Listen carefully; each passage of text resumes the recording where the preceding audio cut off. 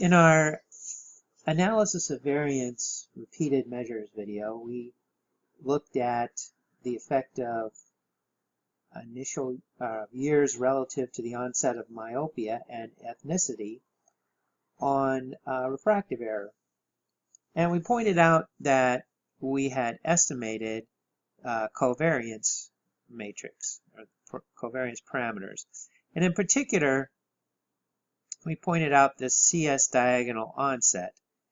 Let's copy this output and put it into the table with our graph. Now remember, we said that the square root of this value is an estimate of the standard deviation. So let's take the square root of that value.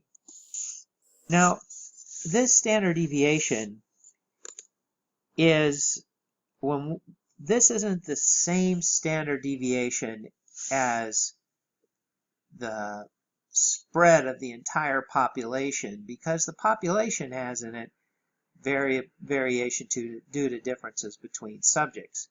And in this particular model, we've taken out the variance between subjects.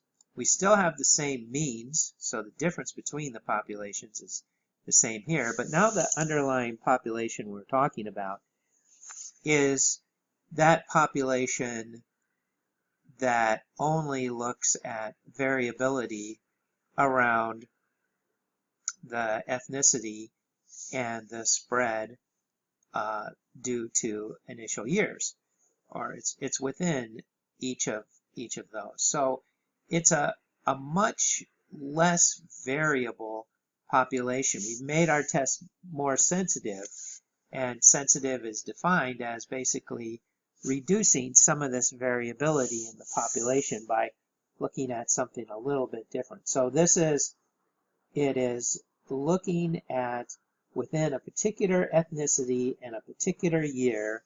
So for example, for an Asian at the point at which they became myopic, the mean of that distribution was minus 1.61, and it would be that no matter what. And here we're talking about the underlying population is after you've removed the variability due to the differences between patients, and now you're subjects, and now you're pretty much just looking at variability other than that due to the differences between subjects. So it gives us a more sensitive test to take it out, but it's also not exactly measuring the complete, it's giving you a picture of a spread that doesn't include this subject variability.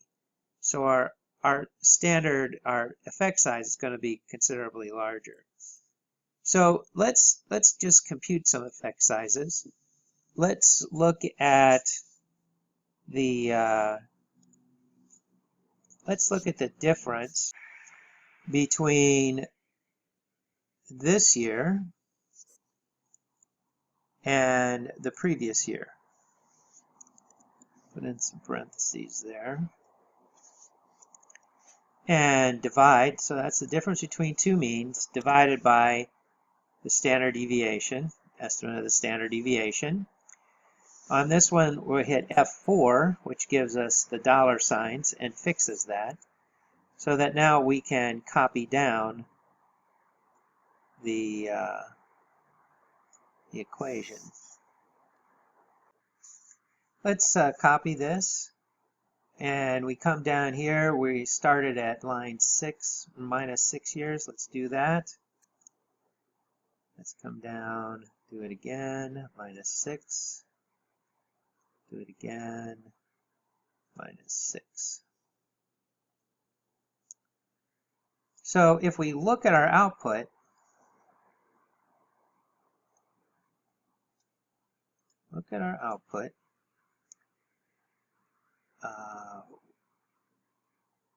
we know that we have the significant ethnicity and init years. You're not really able to look individually for races in this particular one, but if we look at just the main effect of init years, it's pretty much all zeros. So we know that we've rejected the null hypothesis. We know that finding a statistic as large as we have is very unlikely if the null hypothesis is true. So we pretty much rejected the null hypothesis. But now we want to determine something about our clinical relevance. And we see here that for Asians, the largest effect size over 2 standard deviations was when they went from -1 year prior to onset to the year of onset. That was the falling off the cliff. We see that same thing with African Americans,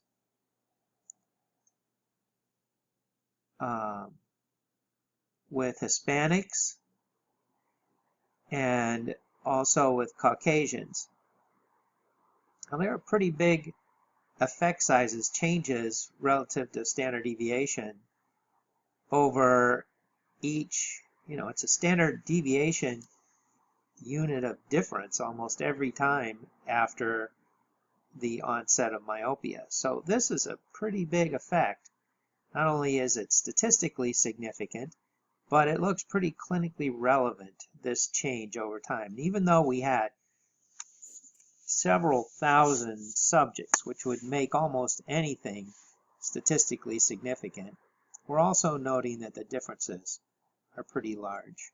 So that's how you compute effect size with mixed models, repeated measures, analysis of variance.